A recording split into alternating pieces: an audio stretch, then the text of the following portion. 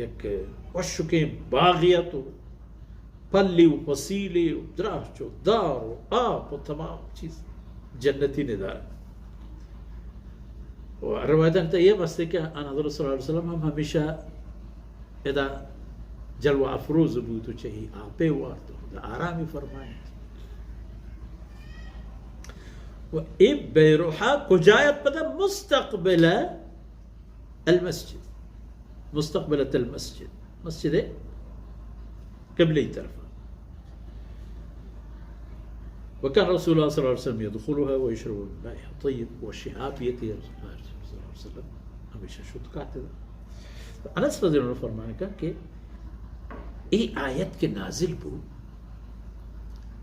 کہ چارویں جزء اولی آیت ہیں لن تنالوا البر حتى تنفقوا مما تحبون.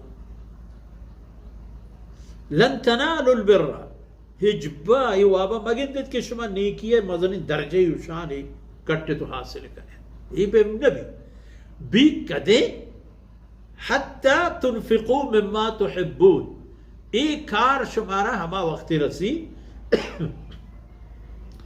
کہ چوتی دل دوسترین چیزاں اللہ را صدقہ و قربانی بدے.